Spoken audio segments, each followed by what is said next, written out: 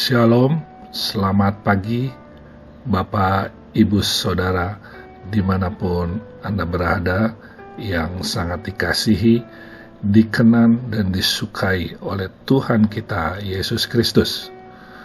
Pagi hari ini saya ingin menyampaikan satu ayat firman Tuhan yang dapat memberkati sekaligus menyegarkan kita untuk dapat melakukan aktivitas sepanjang hari ini.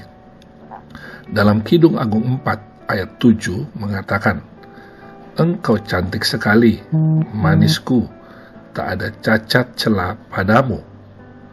Ayat ini memberikan pewahyuan buat kita bahwa kita sangat sempurna, tanpa cacat dan celah di matanya.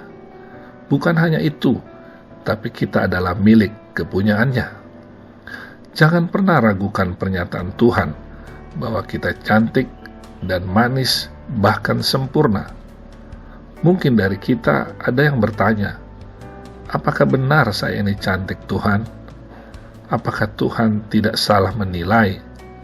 Saya tidak tahu berdoa, jarang baca Alkitab. Apakah Tuhan tidak salah? Ada di antara kita yang melihat diri kita sebagai orang yang tidak lengkap, dengan menyadari kekurangan dan ketidaksempurnaan diri kita. Kita lebih banyak melihat kelemahan-kelemahan kita dan menghukum diri kita sendiri, sehingga kita merasa rendah diri terhadap orang lain. Saudara, kesempurnaan kita di pandangannya bukan berdasarkan karena perbuatan atau apa yang kita lakukan, tapi karena apa yang telah dilakukan oleh Yesus Kristus di atas kayu salib. Ibrani 10 ayat 14 mengatakan, "Sebab oleh satu korban saja, ia telah menyempurnakan untuk selama-lamanya mereka yang ia kuduskan." Ayat ini ditujukan kepada kita sebagai orang yang telah dianugerahkan kekudusan melalui korban Yesus di atas kayu salib, bahwa kita disempurnakan satu kali untuk selamanya. Sehingga Tuhan memandang kita tidak seperti manusia memandang kita. Dia memandang kita telah sempurna dan memperlakukan kita sebagai orang benar. Kesempurnaan Yesus menyelubungi kita dari ujung rambut kepala sampai ujung kaki setiap hari, karena Yesus telah menjadi korban bakaran kita di kayu salib, seperti yang sudah dinubuatkan di Perjanjian Lama tentang korban hewan untuk penebusan dosa umat Israel yang berdosa pada saat itu. Seperti dalam Imamat 1 ayat 3 dan 4, menggambarkan si pemberi korban meletakkan tangannya ke atas hewan korban, dan kemudian kesempurnaan dan keindahan dari hewan korban yang tanpa cacat celah itu dipindahkan kepada si pemberi korban, dan Allah melihat dan menerima si pemberi korban dalam kesempurnaan hewan korban tersebut. Ini menegaskan kepada kita bahwa kita menjadi sempurna karena keindahan dan kesempurnaan Yesus yang telah dipindahkan kepada kita. Setelah kita disempurnakan, maka kita juga dilayakkan untuk menerima setiap berkat-berkat-Nya. Mungkin kita sempat berpikir bahwa kita tidak layak menerimanya, dan sesungguhnya itu benar adanya. Namun faktanya kita tetap menerimanya. Itulah namanya anugerah Tuhan atau kasih karunia Tuhan. Berbeda dalam hukum Taurat yang berkata kita harus layak dulu sebelum menerima berkat-berkat dari Tuhan. Atau dengan kata lain, hukum Taurat menuntut kebenaran, tapi kasih karunia menyediakan kebenaran.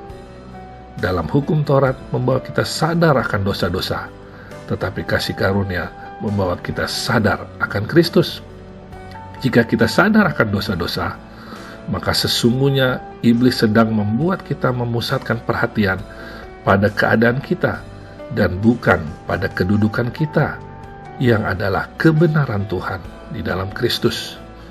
2 Korintus 5 ayat 21 mengatakan, Dia atau Yesus yang tidak mengenal dosa telah dibuatnya menjadi dosa karena kita, supaya di dalam Dia atau di dalam Yesus kita dibenarkan oleh Allah.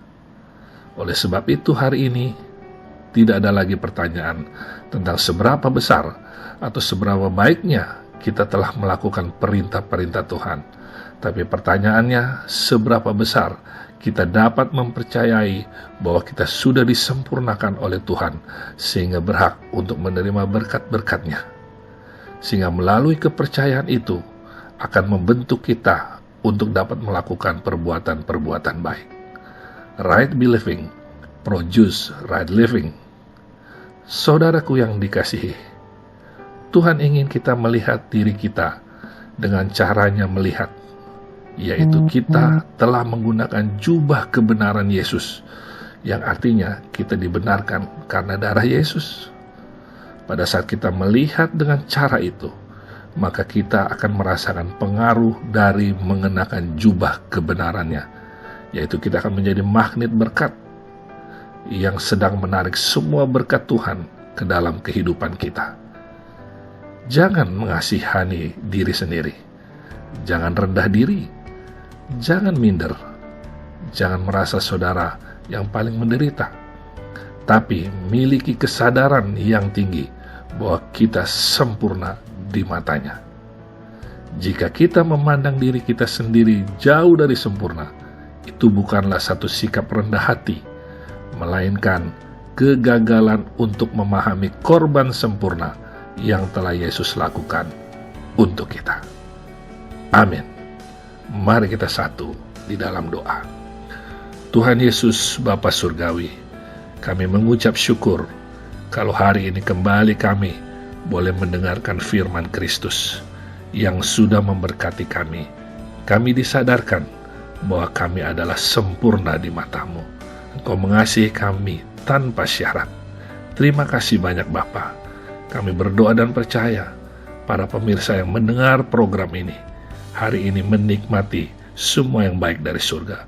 Apa yang mereka kerjakan, usahakan, Tuhan Yesus yang buat berhasil. Terima kasih Bapa, hanya di dalam nama Tuhan Yesus Kristus. Haleluya.